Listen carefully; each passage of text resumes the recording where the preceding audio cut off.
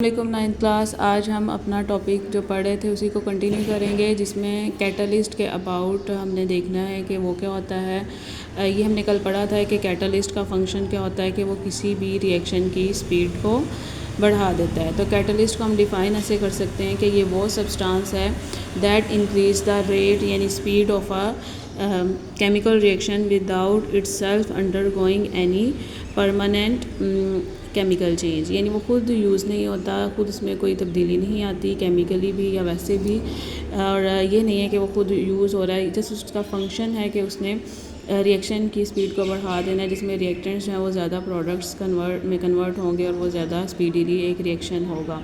और इसका क्वेश्चन आ सकता है व्हाट इज़ कैटलिस्ट, और इसकी काफ़ी एग्जांपल्स हैं, 2-3 हैं। अगर शॉर्ट में ये क्वेश्चन आएगा तो आप इसमें से कोई भी लिख सकते हैं, या फिर MCQs के लिए आपने याद रखना है कि कौन सा कैटलिस्ट जो है वो किस पर्पज़ के लिए इस्तेमाल होता है। जैसे निकल है, Ni इसका सिंबल है, ये कैटलिस्ट के तौर पे इस्तेमाल होता है in the hydrogenation of oil to give बनस्पति घी।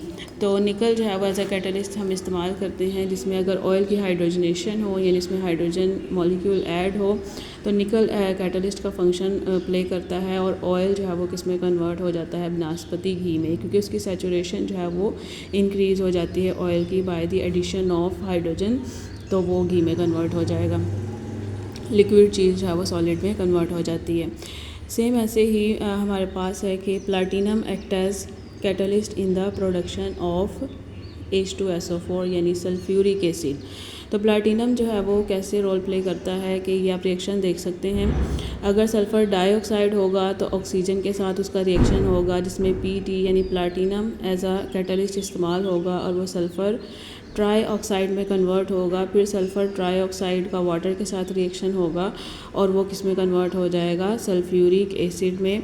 इस प्रोसेस को हम कॉन्टैक्ट प्रोसेस भी कहते हैं, और इसमें प्लैटिनम को एज अ कैटलिस्ट इस्तेमाल किया जाता है। सिमिलरली क्लोरीन को कैटलिस्ट के तौर पे इस्तेमाल किया जाता है promoting the break down of ozone, जिसकी वजह से ओजोन यानी O3 जिसको हम कहते हैं उसकी ब्रेक डाउन होती है। ठीक है, तो ये आपने कैटलिस्ट यूज़ करने हैं कि क्लोरीन जो है वो किसके लिए इस्तेमाल होता है, किसकी ब्रेक डाउन के लिए, या फिर जो है वो निकल किसके लिए यूज़ होता है, या प्लैटिनम जो है वो किस पर्पज़ के लिए इस्तेमाल होता है। ये आपके पास पाथ ऑफ रिएक्शन है in the absence and in the presence of catalyst, दोनों जो है वो एक ही उसके लिए ग्राफ है। एनर्जी जो है वाई एक्सिस पे लेते हैं और पाथ ऑफ रिएक्शन हम इस पे लेंगे, और यहाँ पे आप देख सकते हैं रिएक्टेंट्स जो है वो कन्वर्ट होते हैं प्रोडक्ट्स में, और अगर जो है वो कैटलिस्ट होगा इन द प्रेजेंस ऑफ कैटलिस्ट तो ट्रांजिशन स्टेट की जो एनर्जी है वो हाई होगी, और कर्व जो है वो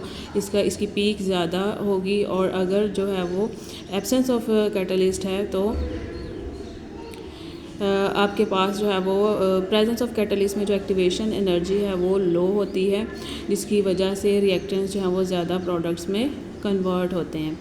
तो आपके पास ये ग्राफ है, ये आपसे इसका भी क्वेश्चन आ सकता है कि draw the path of reaction in the absence and in the presence of a catalyst. तो आपने जो है ये ग्राफ बनाना है। डेल्टा E रिप्रेजेंट करता है चेंज इन एनर्जी को, जो कि इसमें आ रही है प्रोडक्ट्स और रिएक्टेंट्स की एनर्जी में एक जो चेंज आ रहा है।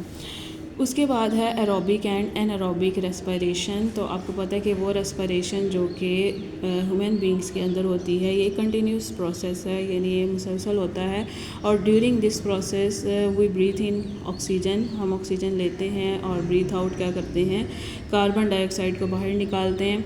तो ऐसी रेस्पिरेशन जो कि होती है इन द प्रेजेंस ऑफ ऑक्सीजन उसको हम एरोबिक कहते हैं, जो होती है in the absence of oxygen उसे हम एनएरोबिक कहते हैं। तो रेस्पिरेशन में बहुत कॉम्प्लेक्स केमिकल रिएक्शंस होते हैं जो कि इनसाइड ह्यूमन बॉडी होते हैं। This process that occur in the presence of oxygen उसको एरोबिक कहेंगे, और एरोबिक रेस्पिरेशन को एक्सोथर्मिक प्रोसेस भी कहा जाता है, क्योंकि इसमें as a result amount of energy release होती है।